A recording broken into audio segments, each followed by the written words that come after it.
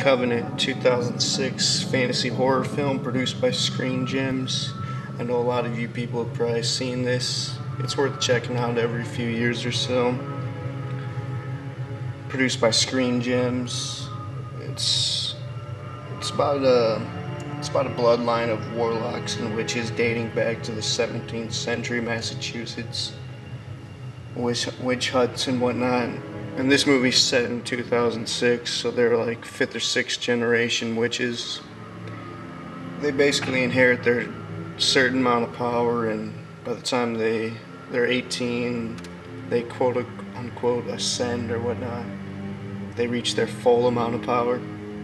So they're basically like seniors in high school about to turn 18 and reach their full amount of power, and they can't, of their black magic power, and some can't handle it. And one of them turned 18 already, and he's running around creating havoc throughout the town and killing people with his powers, and they don't know who it is, so everyone's a red herring and whatnot. The trailer gives away the whole plot line, like a lot of trailers. But they shoot it like it's Twilight with witches, even though this came out a couple of years before Twilight. I guess you could say Twilight shot it in their style.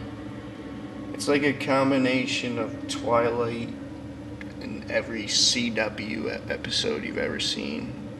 Every teen CW show that they have. In fact, that's where I even saw it. It's like the Secret Circle and it's like the Secret Circle and Vampire Diaries combined. That's even where I saw it, was on the CW. You could also check it out on YouTube. They could have told the story in a little bit better way, I felt. I don't have too many problems with this movie, but it gets too emotional like Twilight, and it lags throughout the middle of the movie. And then they play like rock for the action themes. Nothing against rock, I just don't like my horror movie. I like my horror movies to stay grounded in horror, with the horror soundtrack and horror themes. But yeah.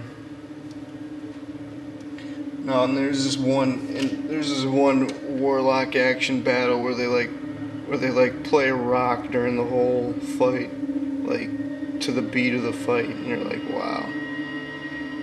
And then in the middle of it, like the main warlock villain, he's just like, I'll make you my wiatch. Let me repeat that again. He's like, I'll make you my wiatch.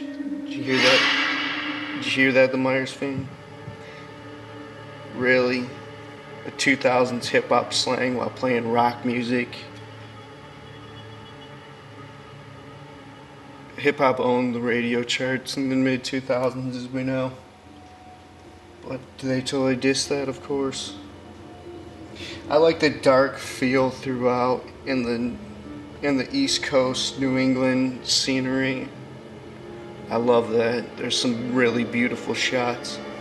If you want to see a modern version of a New England tale, this is definitely one you need to check out. Beautiful scenery, and they go to a few old houses. Nice sets, just beautiful. There's also a dope CGI scene where this guy's driving a car and he has an illusion that he runs through the semi-truck, and they piece it back together CGI style. It's pretty beautiful. Overall, it's a decent watch. 7 out of 10. Could have been better.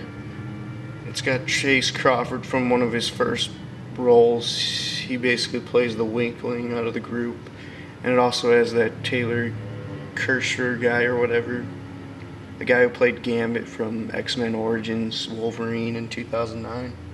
And also he's about to star in John Carter, that's about to due out this month, March 2012.